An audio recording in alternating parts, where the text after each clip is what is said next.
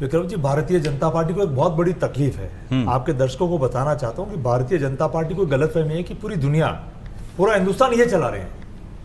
12 साल से देश ये चला रहे, 12 साल पहले देश चलता ही नहीं था। 2.5 साल से राजस्थान को ये चला रहे, राजस्थान इससे पहले चलता ही नहीं था।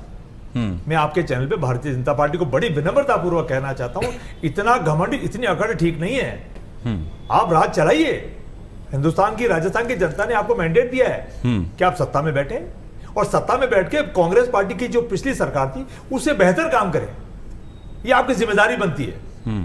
जो भी कांग्रेस की योजनाएं थी, उन योजनाओं में कहीं कोई त्रुटियां हैं, कहीं को कमियां हैं, कहीं कोई आप उसमें सुधार करना चाहते हैं, कमियां बता रहे हो, काफी त्रुटियां बता रहे हैं। अच्छा, उनको दुरुस्त करिए, मजबूत करिए। राजस्थान के आम आदमी को फायदा मिलना चाहिए हर योजना का।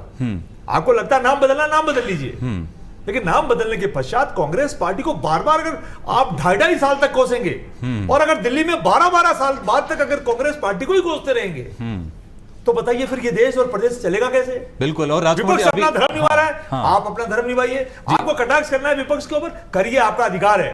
बिल्कुल। लेकिन आप पूरा समय, 2.5 साल का समय, कांग्रेस ने ऐसा किया, कांग्रेस ने ऐसा किया, कांग्रेस ने ऐसा किया। अरे भैया, कांग्रेस ने वो काम किया है जो आपने अभी तक तो शुरुआत भी नहीं की है, लेकिन उसके बावजूद मैं आपके कटाक्ष नहीं करना चाहता।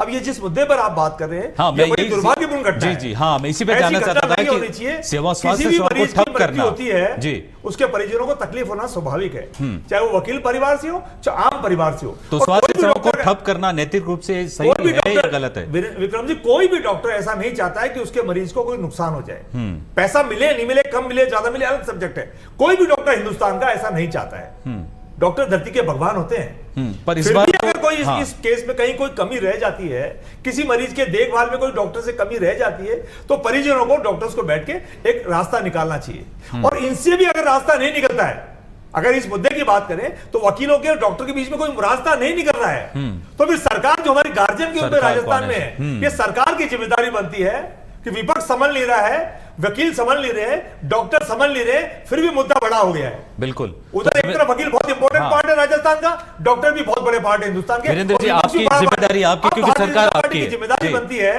कि वो इन दोनों सब्जेक्ट्स को, दोनों वकीलों को, डॉक्टर्स को बिठाए और उनको राजीनामे तक लेके जाए। अब रही बात आती है स्कीम की। Vikram ji, payment medical store वालों को 800 1,000 से ऊपर करोड़ का है, पेंडिंग नहीं मिल रहा है, और हर 15-20 दिन वो धमकियां देते हैं और दवाइयों के लिए मना करते हैं। ऐसे ही अस्पताल वाले, उनके भी करोड़ों रुपए अटके पड़े।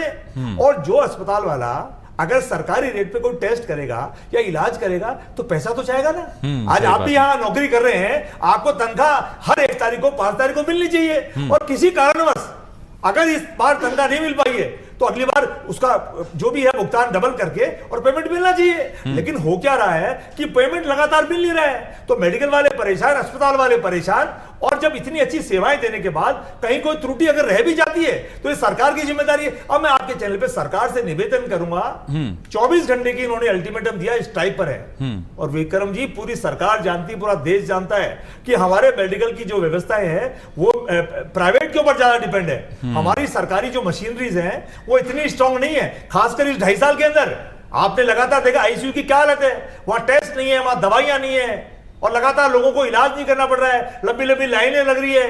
तो तमाम तरह की बातों पर लेकिन मैं इतना कहना चाहता हूं कि प्राइवेट हॉस्पिटल पे डिपेंड होगी सरकार, और अगर उसको ही हम 24 घंटे के लिए ठप कर देंगे तो आप बताइए, जो हिंदुस्तान का जो आम नागरिक है, जो आम नागरिक राजस्थान का है, जिसने कांग्रेस पार्टी के ऊपर बड़ा पत्थर दिल पे रख करके भारतीय जनता पार्टी को वोट दिया, आज वो किसकी तरफ जाए? ये